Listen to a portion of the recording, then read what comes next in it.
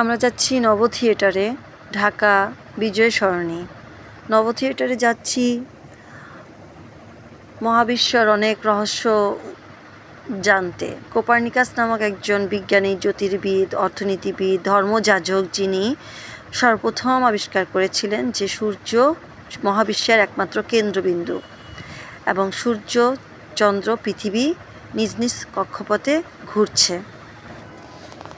16 শতাব্দীতে কোপার্নিকাস গবেষণা শুরু করেন এবং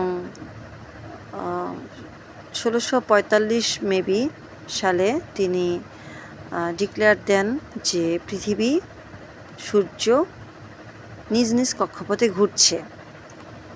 আপনি যদি সূরা ইয়াসিনের 39তম আয়াত থেকে 40-41তম আয়াত পড়েন তাহলে দেখবেন সূর্য ও চন্দ্র নিজ নিজ কক্ষপথে ঘুরছে। সূর্য চাঁদকে ধরতে পারবে না, চাঁদও সূর্যকে ধরতে পারবে না। পৃথিবী সূর্যের চারপাশে প্রদক্ষিণ করে, তেমনি সূর্য কিন্তু প্রদক্ষিণ করে, যেটা নাকি কোপার্নিকাস নামক বিজ্ঞানী বলেছিলেন।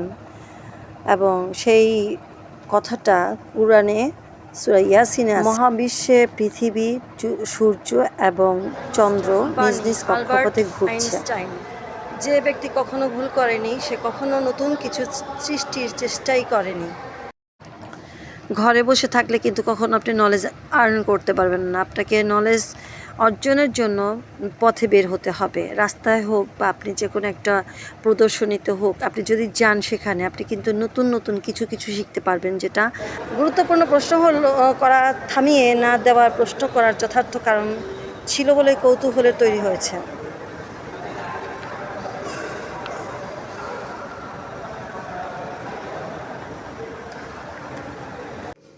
এই নব থিয়েটার আসার পরে আমি কোপার্নিকাস সম্পর্কে আগ্রহী হলাম এবং যতটুকু জানতে পেরেছি, 1473 19শে ফেব্রুয়ারি কোপার্নিকাসের জন্ম হয় পোল্যান্ডে এবং তার মৃত্যু হয় 1543 সালের পোল্যান্ডেই তার মৃত্যু হয়। তিনি এক গণিতবিদ, জ্যোতির্বিদ, পদার্থবিদ, অর্থনীতিবিদ, ধর্মযাজক ছিলেন। এবং তিনি যখন ধর্মযাজক ছিলেন, সেই পাহাড়ের উপরে তার ছিল, গির্জা ছিল। তিনি সেখান থেকেই গ্রহ, নক্ষত্র, উপগ্রহ সব কিছু অবজারভেশন করতেন এবং তিনি তার অঙ্ক কষে বের করেন যে সূর্য হচ্ছে মহাবিশ্বের কেন্দ্রতম একটা বিন্দু, চারপাশে পৃথিবী, উপগ্রহ ঘুরছে। প্ল্যানেটের মুভিটা আপনার 100 টাকা টিকিট নিবে, আধা ঘন্টা। আর 3D মুভি আপনার 5 মিনিটের জন্য 50 টাকা। প্রবেশ মূল্য এখানে 30 টাকা। মানে আপনি 150 আর 30 180 টাকার মধ্যে ভালোই ঘুরতে পারবেন। আর একদম গ্রাউন্ড ফ্লোরে একটা ক্যান্টিন আছে, ক্যান্টিনে আপনি অনেক রকমের খাবার খেতে পারবেন। আর লিফটটা একটু ঝাঁকানি দিছে, একটু আধা ঘন্টা আমাদের শুধু মাথাটাই ঘুরছিল। সব মিলিয়ে আমাদের কাছে এইটা অনেক অনেক অনেক সুন্দর একটা প্লেস এবং বাচ্চাদের জন্য এবং বড়দের জন্য উভয়ের জন্যই একদম পারফেক্ট একটা জায়গা।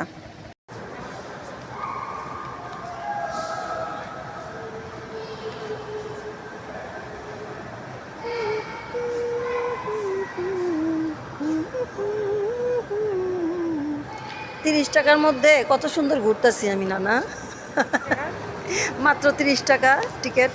সপ্তাহে 5 দিন 6 দিন কাজ করার পর আপনি যদি শুক্রবার দিন একটু ঘুরেন, বেড়ান, তাহলে কিন্তু আপনার সময়টা কাজে লাগবে এবং ঘুরে আনন্দও পাবেন। বাচ্চা কাচ্চা নিয়ে বেড়াবেন, ওদেরও মেন্টালিটি ভালো থাকবে। এই ছবিটার মধ্যে অনেক রহস্য আছে। এটা কি বোঝাচ্ছে? দাস প্রথা? আমি বুঝতেছি না কিছু। ওখানে পাখা আছে মানুষের পিছনে, কি আসলে এটা? কেউ কিছু জানলে বললেন তো। এটা কি বুঝতেছি না তো কিচ্ছু।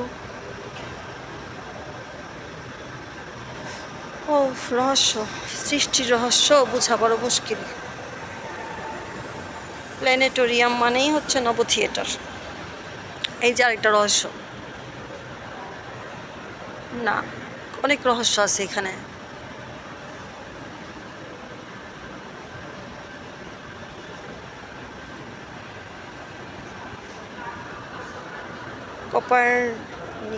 The Copernican system. সূর্যের বাইরের আবরণ পৃথিবীর মতো কঠিন পদার্থ বা পানির মতো তরল পদার্থ দিয়ে তৈরি নয়। সূর্যের বাইরের আবরণ অত্যন্ত উত্তপ্ত ঘূর্ণায়মান গ্যাস দিয়ে তৈরি। পরস্পর বিপরীতমুখী দুটি শক্তি যথা মাধ্যাকর্ষণ শক্তি ও চাপ শক্তি সূর্যের বাইরের দিকের একটা ঘূর্ণায়মান গ্যাসকে একটি গোলকীয় আকৃতিতে রাখতে সাহায্য করে। সূর্যের কেন্দ্রীয় অঞ্চলে থাকে অধিক ঘনত্বের গ্যাস যা এত ভারী হয় যে তারা সূর্যের বহিঃপৃষ্ঠে পর্যন্ত বিস্তৃত গ্যাসকে কেন্দ্রের দিকে মাধ্যাকর্ষণ শক্তির মাধ্যমে টেনে রাখে। গ্যাসগুলোকে সূর্যের গোলকীয় সীমানার বাইরে যেতে বাধা দেয়। ও আচ্ছা। অপরদিকে সূর্যের ভিতরে প্রায় কয়েক মিলিয়ন ডিগ্রি সেন্টিগ্রেড তাপমাত্রা থাকার কারণে গ্যাসগুলো প্রসারিত হয়ে কেন্দ্রের দিক থেকে বাইরের দিকে যাওয়ার জন্য চাপ সৃষ্টি করে। ভিতরের দিকের মাধ্যাকর্ষণ টান ও বাইরের দিকের বাহ্যিক চাপ, এই দুটি বিপরীতমুখী শক্তি সূর্যকে একটি গোলকীয় আকারে থাকতে সাহায্য করে। নক্ষত্রের সূর্যের ভিতরের অংশ চারটি অঞ্চলে ভাগ করা হয়। একটা কোর,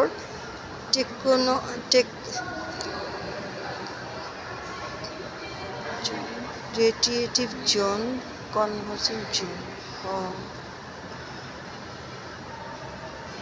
লাইন। আমরা জানি একটি হাইড্রোজেন পরমাণু, একটি প্রোটন, একটি ইলেকট্রন থাকে।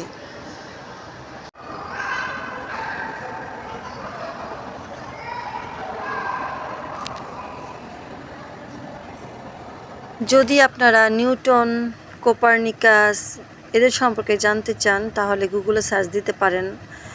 আর আপনি যদি মহাবিশ্ব সৌরজগৎ সম্পর্কে জানতে চান তাহলে অবশ্যই এখানে আসবেন নভ থিয়েটারে। আমি এখানে আপনাদের বলছি এই জন্য না যে এখান থেকে আমার কোনো বেনিফিট আছে, বরঞ্চ আমি যদি আপনাকে একটা গুড অ্যাডভাইস দিতে পারি সেটা আমার জন্য ভালো এবং পরকালের জন্য ভালো। আমাদের পৃথিবীটা কিন্তু এমনি সৃষ্টি হয়নি। সৃষ্টির রহস্যটা আমরা উদ্ঘাটন করতে পারি না। কিছু রহস্যই থেকে যায়। যেমন মিশরের পিরামিড, এই মিশরের পিরামিডটা সম্পর্কে আজ পর্যন্ত কিন্তু কোনো বিজ্ঞানী কোনো সুষ্ঠু ধারণা দিতে পারেনি। কিন্তু আল কুরআনে কিন্তু এই বিষয়ে কোনো কিছুই এখন পর্যন্ত আসেনি। তেমনি কিছু সায়েন্টিফিক জিনিস আছে যেগুলো কুরআনেও ব্যাখ্যা করা হয়নি এবং মানুষও কিন্তু এগুলোর উদ্ঘাটন করতে পারেনি। বিজ্ঞানীরা কিন্তু রিসার্চ করতেছে যেহেতু দিন কিভাবে হয়, রাত কিভাবে হয় সেটা কিন্তু সৌরজগতে কুরআনে আগেই বলে দেওয়া হয়েছে। আর বৈজ্ঞানিকরা কিন্তু বিজ্ঞান এবং আল কুরআন পারস্পরিক সম্পর্কযুক্ত। আপনি বিজ্ঞানের যত কিছুই আছে সেটা কুরআনেই আছে। কুরআন রিসার্চ করলে কিন্তু বিজ্ঞানের অনেক কিছুই আপনি অনুধাবন করতে পারবেন। এখানে প্লে জোনে খেলাধুলা হচ্ছে, বাচ্চারা খুব এনজয় করছে। আপনাদের কাছে এই ভিডিওটা যদি ভালো লেগে থাকে তাহলে প্লিজ একটা লাইক এবং সাবস্ক্রাইব করবেন। আমরা মেট্রো দিয়ে বাসায় ফিরছি। সবাইকে ধন্যবাদ। Tata, good bye.